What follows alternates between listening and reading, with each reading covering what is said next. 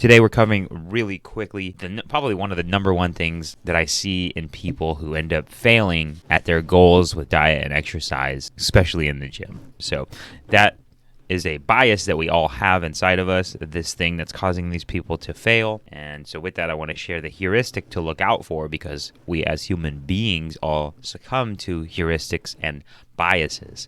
And so this is a very strong bias that affects all of us, and it's something to be aware of. So I'm going to make you aware of it now.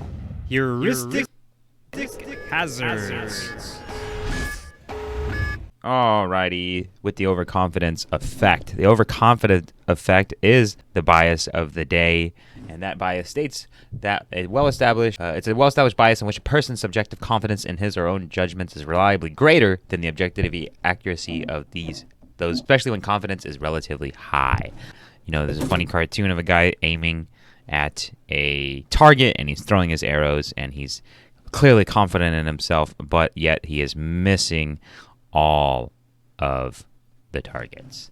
And when we look at tracking calories and counting food, there's actually studies that show people who have been tracking their calories underestimate how many calories they've eaten by a significant portion, sometimes 20 to 30%. Even fitness professionals themselves grossly and inaccurately count how many calories are in their day. So that's just overconfidence. How about thinking about temptation? You know, you're like, well, I'm trying to do well on my diet, and I'm going to this function, but I'm going to be able to say no. But you didn't make a plan. So then you get there, the cravings come, you try to say no to the donut, but then boom, it comes into you. That overconfidence effect takes you over again. How about at night? I won't snack at night. I'll be better than that. Boom. Snacking at night takes you over. Well, what happens in all of these circumstances is that you are overconfident in your ability to judge, and instead of going to the gym or doing whatever it was, like going for that run, you might find yourself making a different decision to sit on the couch and eat. Now, certainly if you would have asked yourself that in the morning, would you be doing that? You would have said probably not. And so the reason why that's happening, why did I disappear on all my videos? The reason that that's happening is that you're overconfident in your choice and decision-making processes. And I personally know that I'm horrible at making choices and decisions in live time because I like to chase rewards. So for me, what's more rewarding is chasing the systems that I can put in place to stop myself from making stupid decisions. And really, that's what the success is in life for the people who make it to the top, is they've found more ways to stop themselves from making stupid decisions. So when I make stupid decisions, like to go eat ice cream or have too many beers or too much chocolate, you know, I've created systems in place to stop me from doing that, right? So I typically only have a non-alcoholic beer every once in a while now. I don't even drink too often. It's been a long time since I've had a drink, actually. Ice cream, I really limit myself to only having like a Halo Top ice cream or a lower calorie ice cream. And I've also set up systems where I'm saying, you know, during these certain days, I just can't have it. I just won't have it during these certain days. These other times, I can, right? Giving yourselves little systems and windows of rules for making decisions on how you do things, instead of just saying, I think I'm going to try to eat healthier now, or I'm going to just give up snacking on this, right? It doesn't work like that. We have to make systems to overcome the overconfidence bias that is affecting us in this circumstance, okay? So what's important is, there it is, important is that I pop up on this screen trying to get this baby fixed. Okay, what's more important is to move over to the habit roll call now. I think we got the idea of the overconfidence effect and how it affects us. Maybe you'll notice people around you in your life who work with you, or your family members, and maybe sometimes you'll be like, I don't know, you might be a little too confident in this, right? Now, we know dudes tend to be a little more overconfident, but I'll say that it does happen to women with food stuff.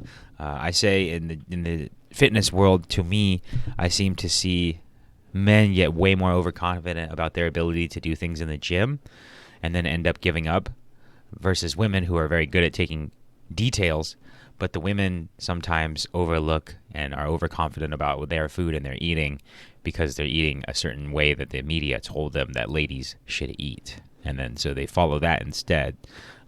Anyway, very nuanced. I don't like to put people into gender boxes, so I shouldn't even got onto that topic. Baron Adams is also here checking in live. Weight is 202. I disappeared again. Weight is 202. Squats will be 20 today. Oh, crap. Baron has to do the 20 pounds today. Well, good luck to you, Baron. I'm so glad I got that over with already. But I'll be here with you in spirit because I have to do 3 squats of a pretty heavy weight for me. All right, everybody, stick to it to get to it. I'm Trainer Steve. If you feel that overconfidence effect is real, if you have seen the overconfidence effect in your life and you're like, Steve, I know that this is real, give me an example in the comments section about how it's affected you or how you see it in your life around you. Okay?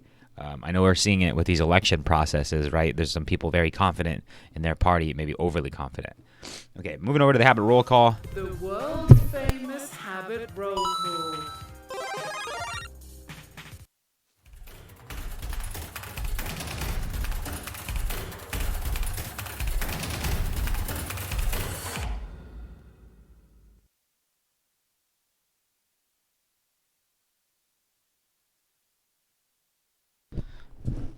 Boom! Shazam! Hot damn. We're here at the habit roll call, and not a lot of check-ins today because everybody checked in with me digitally for some reason. I guess people are on vacation. So I have a lot of like text check-ins and things like that, which makes it hard for me to show everybody else here that there's a big group showing up, which is why I get a little disappointed when I don't see a lot of check-ins, is because to me the point of having a lot of check-ins here is to share the fact that people are checking in. Because we learn from social creatures, like we watch what others do and then we're like, oh, I should be doing that. And so if we can get more people consistently checking in, then it makes it a lot easier for the other people to keep checking in, right? And then when less people are checking in, it proves to them like, oh, I don't need to check in, and then everybody else's habits crumble. So it disappoints me a little bit when I see less check-ins, and that's why. It's not because I'm trying to build this ginormous group.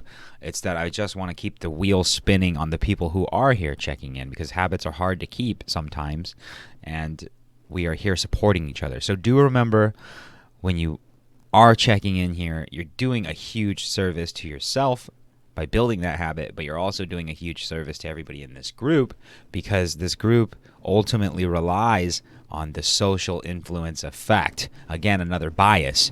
Even though we don't realize it, our decision-making processes are so dictated by what's around us. So be a good pal and lend me...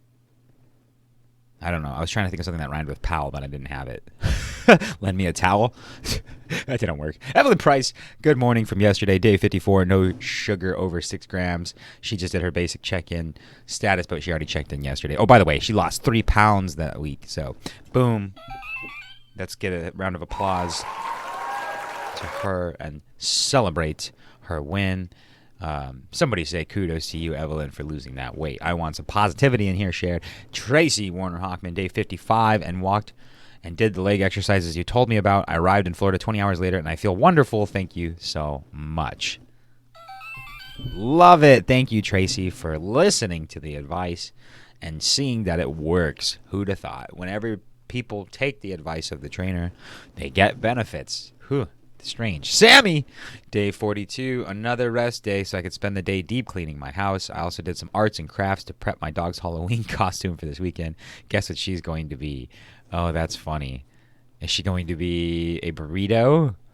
Or is she going to be a chalupa? A chapupa?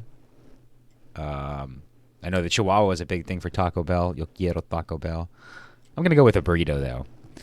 And that's it, I guess. My last check-in here, my 5 best booty exercises for a bubble butt that pops. If you did not watch that, that is just a piece of film. It's a piece of film that we put out there. Just years and years, millions of dollars in a production crew, jeopardizing people's lives during COVID to put together this production for you. I'm just kidding. I really ripped off most of this off of a Canva, but I worked hard on this video, though. So if you did not watch this yet, great video to show you for glute exercises. And quite frankly, it only has 3 views. That's pathetic, right? Let's go get some views on there. Watching people drop that butt. All right. I think that's everything. Oh, wait. We had a text message check-in as well. I cannot share that one on the screen, but I will read that message out loud from Mr. Mike Wassman. Mr. Mike, The Waz is still checking in with us. Hey man, I'm checking in via text because my cellular data is really bad right now. Day 18 of reading. My back feels a lot better yesterday and today, even though I've been painting all day. Maybe I've been a little too stationary when I'm during the rest of the day when I'm not working out. 100%. I might have to start doing those 3 10-minute walks every day you suggested. Thanks. Thing of beauty. You know, it's like weird. I hate when it's like I just want people to listen to me only because I know that it's going to help them, but then I feel like it's sort of like this selfish like power thing where it's like I want people to listen to me because it makes me feel powerful, and it's just not why. You know, what I really want is just people to make change because it feels so good to see them make the change. And so thank you for, again, taking respect to the words that we share here, because these words are not shared for me to listen to myself. These words are shared for people to help influence their decision-making processes. All right, about to get ready for the squats with Dr. Barron. About to get into it. Stick to it, everybody. Make sure we're coming after it today. You gotta stick to it to get